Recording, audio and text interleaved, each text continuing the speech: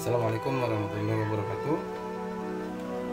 Bismillah, alhamdulillah, wassalatu wassalamu ala rasulillah wa ala habibillah wa la hawla wa la quwata illa billah, amma ba'du. Dan hari ini kita bertemu lagi dalam pembelajaran pendidikan agama Islam dan budi pekerti untuk tingkat SMA, SMK, dan SMA kelas 11 ya. Materi pada hari ini adalah beriman kepada Rasul Allah Subhanahu wa taala.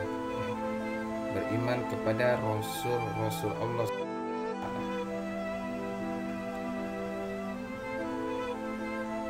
Kata konsepnya yang pertama, memahami iman kepada Rasul. Kemudian makna dan landasan iman kepada Rasul Allah, berperilaku sesuai dengan perintah Rasul Allah Subhanahu wa taala. Kemudian hikmah iman kepada Rasul Allah, keterkaitan beriman kepada Rasul Allah dengan keteguhan bertauhid. Kemudian hidup sesuai perintah Rasul Allah Subhanahu wa taala. Memahami makna iman kepada Rasul Allah. Pertama, pengertian beriman kepada Rasul Allah. Rasul adalah utusan Allah, menyampaikan berita tentang perintah dan larangan dari yang mengutusnya, yaitu Allah Subhanahu wa taala. Iman kepada Rasul yaitu meyakini dengan sepenuh hati bahwa Allah Subhanahu wa taala telah mengutus manusia dari kalangan laki-laki pilihannya untuk menyampaikan ajarannya. Jadi Rasul itu adalah dari kalangan laki-laki. Dalil perintah beriman kepada Rasul. Pertama, dalil nakli ya. Dalil yang bersumber dari Al-Quran maupun hadis ya. Pertama, dalil dalam berbentuk kabar ya. Dalam Quran surah An-Nahl ayat 36 ya. Nanti silahkan dibaca dan dibuka. Kemudian dalil yang menerangkan kedudukan para rasul itu ada di dalam Quran surah Al-An'am ayat 48 ya. Bapak bacakan, a'udzubillahi minasyaitonirrajim. Bismillahirrahmanirrahim.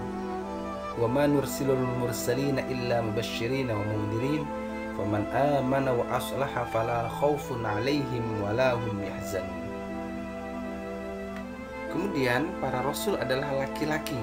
Ini bahwa dalil menunjukkan Rasul itu adalah laki-laki, bukan dari perempuan. Jadi kalau ada orang yang mengaku Rasul, apalagi itu perempuan, maka pastikan itu nabi palsu. Ada di dalam Quran surah Al-Anbiya ayat 7. Bismillahirrahmanirrahim. Wa ma arsalna qablaka illa rijalan nuhi ilaihim fas'alu ahla dzikri in kuntum la ta'lamun ya. Dan kami tidak mengutus rasul sebelum engkau Muhammad melainkan beberapa orang laki-laki yang kami beri wahyu kepada mereka, maka tanyakanlah kepada orang berilmu jika kamu tidak mengetahui ya. Nah, ini menunjukkan bahwa dalil rasul itu adalah dari laki-laki. Kemudian dalil tentang jumlah nabi dan rasul ya. Ada di dalam hadis riwayat Al-Baihaqi. Abu Dzar berkata, aku mendatangi Rasulullah SAW di dalam masjid dan beliau meriwayatkan sebuah hadis. Lalu aku bertanya, wahai Rasulullah, berapakah jumlah para nabi? Beliau menjawab, jumlah para nabi sebanyak 1.124.000 orang ya. Lalu berapa jumlah rasul di antara mereka? Rasul menjawab, yang termasuk rasul sebanyak 313 orang ya. Kemudian cara beriman kepada rasul. Pertama, meyakini dengan sepenuh hati bahwa misi para rasul adalah benar dari Allah Subhanahu wa taala. Makanya sifat rasul itu diantaranya adalah sidik ya. Membenarkan ya, benar. Kemudian tidak membeda-bedakan antara rasul satu dengan rasul yang lainnya, karena sama-sama adalah utusan Allah Subhanahu wa taala. Meyakini kebenaran semua yang disampaikan kepada para rasul ya. Mengamalkan ajarannya dalam kehidupan sehari-hari ya, dan membiasakannya. Dalil perintah beriman kepada Rasul ini terkait dengan dalil akli, ya. Dalil yang bersumber dari akal manusia. Manusia diperintahkan untuk menyembah kepada Allah, maka perlu bimbingan dalam menyembah Allah dengan cara yang benar. Maka Allah menurunkan Rasul yang untuk membimbing cara bagaimana kita mengenal Allah Subhanahu wa taala dan menyembahnya. Kemudian adanya konsekuensi pahala dan hukuman sebagai manfaat dan akibat ketaatan dan kemaksiatan, sehingga perlu diutus Nabi dan Rasul agar memperoleh kabar gembira dan peringatan ke jalan yang benar. Ya, gunanya Nabi dan Rasul itu untuk memberikan peringatan kepada kita semuanya mana jalan yang benar dan mana jalan.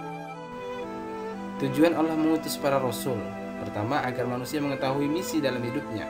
Ya, wa ma khalaqtul jinna wal insa illa liya'budun. Tidak aku ciptakan jin dan manusia kecuali untuk menyembah kepada. Nah, itu misi hidup kita semuanya, ya. Yang kedua, agar manusia mengetahui konsekuensi hidupnya, ya. Di dalam sebuah pilihan, hidup itu sebuah pilihan.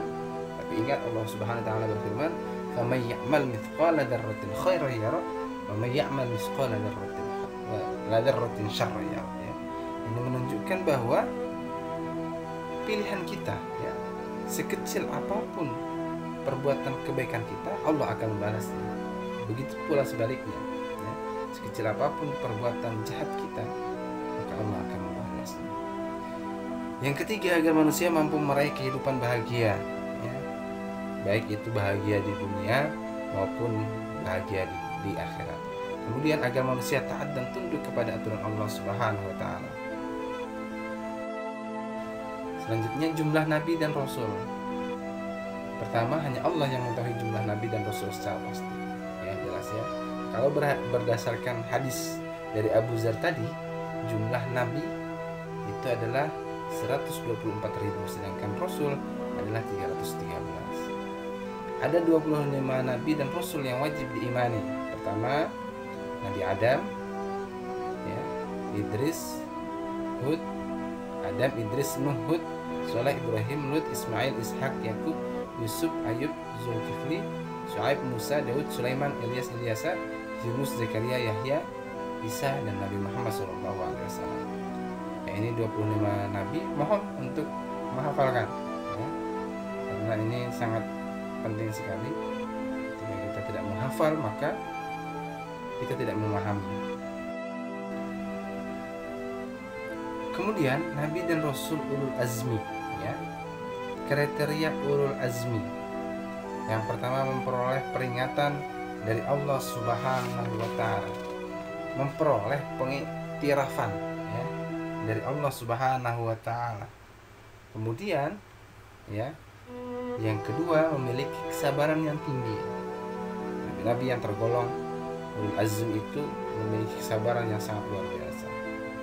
Kemudian senantiasa memohon kepada Allah agar kaumnya tidak diberikan azab, ya. Ini ciri-ciri, ya, Rasulullah Azmi memohon agar kaumnya tidak diberikan azab. Senantiasa berdoa kepada Allah agar kaumnya diberikan hidayah, ya. Kemudian memiliki tekad yang tinggi semasa berdakwah, ulet, ya, memiliki tekad yang sangat luar biasa. Kemudian senantiasa mensyukuri semua keadaan yang dianugerahkan oleh Allah Subhanahu wa taala. Ya. Siapakah nabi-nabi ulul azmi itu? Di antaranya adalah Nabi Nuh, Nabi Ibrahim, Nabi Musa, Nabi Isa alaihissalam, dan Nabi Muhammad SAW. Silsilah para nabi dan rasul Allah Subhanahu wa taala. Manusia yang beruntung adalah yang mengikuti jejak nabi dan rasul.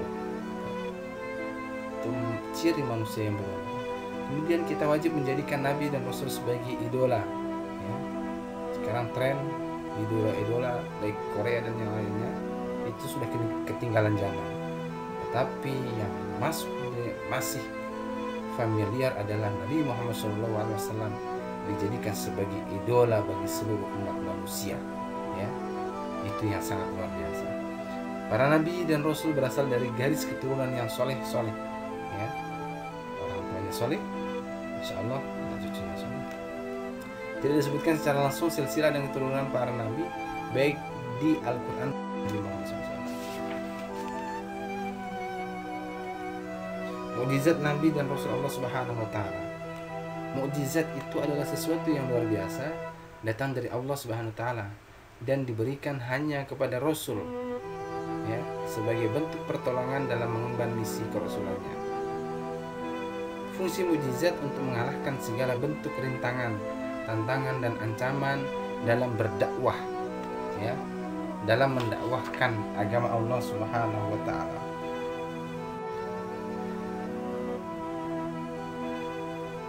Kemudian perilaku yang mencerminkan kesadaran beriman kepada Rasul-Rasul Allah Subhanahu wa taala. Pertama, senantiasa jujur dalam segala hal dan terhadap siapapun, ya, sidik, amanah, ya, tabligh, fatona, itu salah satu sifat para rasul. Maka kita harus ada di dalam di dalam cerminan kehidupan kita bahwa harus memiliki sifat jujur. Kemudian senantiasa bersikap amanah kepada yang berhak menerimanya, ya. Kemudian beretos kerja baik dan ulet, ya, senantiasa peka terhadap segala persoalan kehidupan dan terampil dalam mengatasi segala bentuk persoalan, senantiasa berakhlak mulia dalam kehidupan sehari-hari. Ini cerminan apabila kita beriman kepada Rasul-Rasul. Selanjutnya adalah keterkaitan antara iman kepada Rasul dan keteguhan dalam tauhid. Pertama, kadar keimanan kepada Rasul dapat menentukan kadar keimanan kepada Allah Subhanahu wa taala. Kalau kita mengimani Rasul dengan baik, insya Allah kita akan beriman atau mengimani Allah juga dengan baik, ya. Kemudian seorang yang mantap dalam beriman kepada Rasul, maka akan semakin mantap keimanannya kepada Allah Subhanahu wa taala, ya. Tadi kadar keimanannya, sekarang mantapnya. Kemudian cara meningkatkan keimanan kepada Rasul, pertama, meyakini bahwa Rasul adalah makhluk Allah yang terbaik, ya. Yang selanjutnya, meyakini bahwa para Rasul Allah adalah penyampai risalah. Selanjutnya, meningkatkan kemampuan ajaran Islam. Kemudian senantiasa berteman dengan orang yang memiliki keteguhan iman kepada Allah Subhanahu wa taala, ya. Ini diantaranya keterkaitan iman kepada Rasul Allah, keteguhan dalam bertauhid, toleransi, ketaatan dan kecintaan kepada Allah Subhanahu wa taala. Kemudian hikmah beriman kepada para rasul Allah Subhanahu wa taala. Apa hikmahnya ketika kita beriman kepada Rasul-Rasul Allah? Pertama, dapat menambah ilmu kepada iman kepada Allah Subhanahu wa taala. Ketika kita beriman kepada para rasul, maka kita akan semakin dekat kepada Allah, ya. Mempercayai kebenaran tugas para rasul-rasul Allah Subhanahu wa taala, itu hikmahnya. Kemudian mencintai para rasul di atas manusia lainnya, ya. La yu'minu ahadukum hatta akuna ahabba ilaihi min waladihi wa walidihi wan nasi ajma'in. Tidak sempurna iman seseorang sehingga aku, kata Rasulullah, lebih dicintai dari orang tuanya, anaknya dan seluruh manusia. Kemudian mengikuti apa yang disampaikan para rasul, ya. Di dalam surat Al-Hasyr ayat 7, "Wa ma atakumur rasulu fakhudhuhu wa ma nahakum anhu fantahu." Apa yang diberikan Rasul kepadamu maka terimalah, dan apa yang dilarang bagimu maka tinggalkanlah, ya. Kemudian memperoleh teladan yang baik dalam segala aspek kehidupan, ya. Dalam surat Al-Ahzab, "Laqad kana lakum fi Rasulillahi uswatun hasanah liman kana yarjullaha wal yawmal akhir wa dzakarallaha katsiran." Sungguh telah ada pada diri Rasulullah suri tauladan yang baik bagimu, bagi orang yang mengharap rahmat Allah dan kedatangan hari kiamat, dan dia banyak menyebut Allah Subhanahu wa taala. Mudah-mudahan dengan penyampaian ini ya, kita semakin cinta lagi, semakin beriman lagi kepada Rasul ya, dan semakin mampu menteladani apa yang disampaikannya, apa yang menjadi contoh, yang diberikan contoh oleh Rasul-Rasul kita, dan mampu kita laksanakan dalam kehidupan sehari-hari. Mudah-mudahan penyampaian singkat ini, materi iman kepada Rasulullah SAW ini bisa memberikan wawasan kepada kita semuanya ya, dan semoga dengan materi ini menambah mahabbah kita kepada Allah dan Rasulullah SAW. Terima kasih, mohon maaf atas kesalahan.